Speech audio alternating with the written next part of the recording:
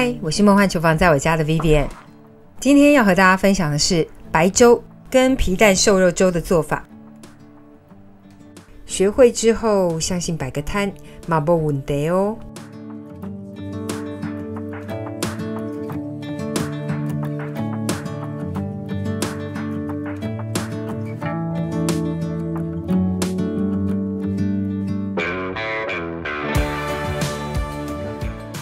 如何煮出好吃又不伤脾胃的粥？我们来准备所有材料的部分。所有材料配方就请大家自行萤幕截图，文字食谱的连结我也会放在资讯栏当中，有需要的朋友请多加利用。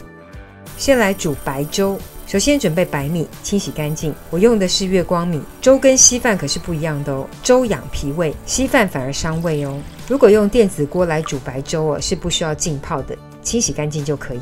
但如果用直火加热的方式，可以先清洗浸泡30分钟。我先示范用电子锅煮粥的方式，1米杯的白米清洗干净，然后沥干水分，直接把洗净的白米放入电子锅当中，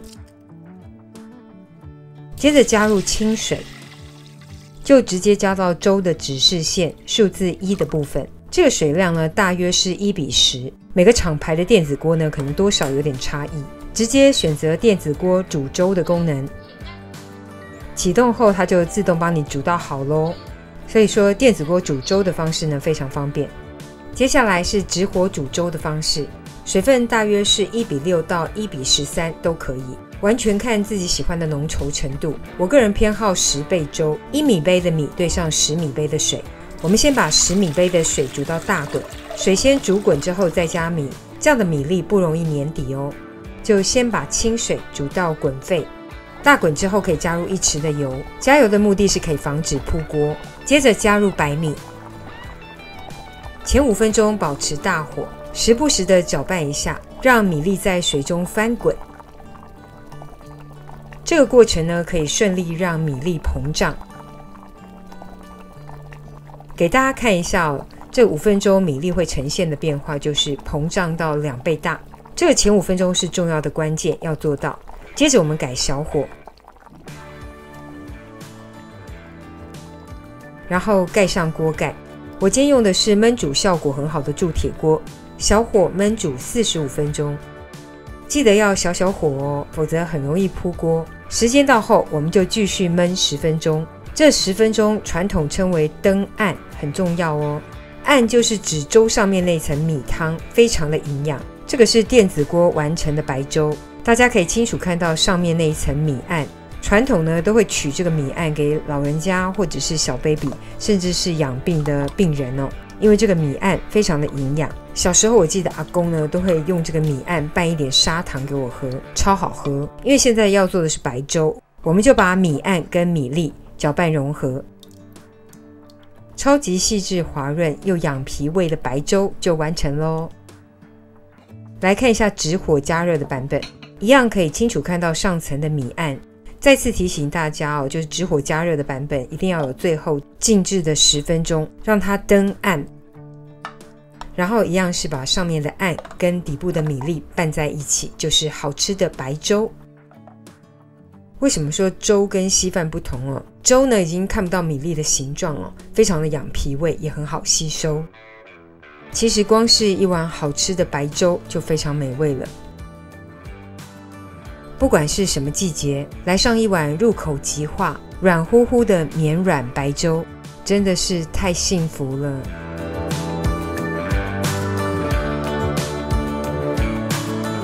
一碗清粥搭配一些小菜，套一句我老公常说的话，享受不在花钱多。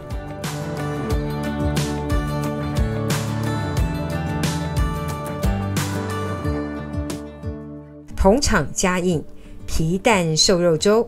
皮蛋瘦肉粥属于生滚粥的系列，以白粥为基底，准备些许的姜丝，切点葱花，皮蛋1到2颗都可以，切成小块。备好材料就放一旁备用。接着切点猪肉片，梅花肉、2层肉、松板猪都可以。生滚粥属于港式的粥品，喜欢料比较大气一点，所以我们切成片状。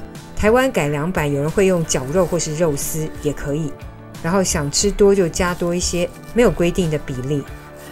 接下来我们把肉片稍微的腌制一下，加入白胡椒跟盐，或是直接用胡椒盐来调味。接着加入米酒，抓拌腌制一下，让肉的外表产生些许的粘性。接下来加入一咪咪的水，喂一点水呢，肉的口感会更好。接着加入些许的淀粉，太白粉、玉米粉都可以。这个上浆的动作会让肉的口感更嫩更好吃。接着在小煮锅当中呢，加入需要分量的白粥。生滚粥呢，基本上就是想吃多少就煮多少，看多少人吃就取多少白粥的分量。接着我们开中偏小的火，把白粥煮滚，千万不要开太大火哦，否则粥底容易煮焦。白粥煮滚之后呢，我们加入姜丝、皮蛋跟腌制好的肉片，整个搅拌均匀。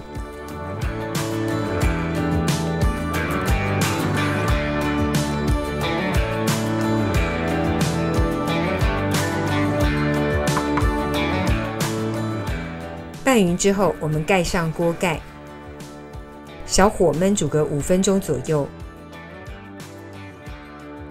再次提醒哦，一定要小火，否则锅底非常容易烧焦。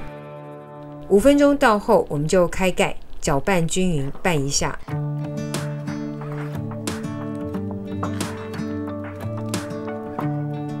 你看看，是不是看起来超级好吃？基本上已经完成了，我们稍微调一下味，撒一点盐花。喜欢白胡椒的朋友呢，可以再加些白胡椒粉。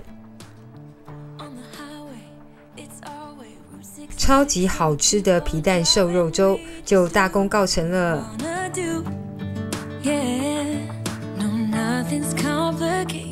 喜欢白粥还是皮蛋瘦肉粥呢？等你交作业咯。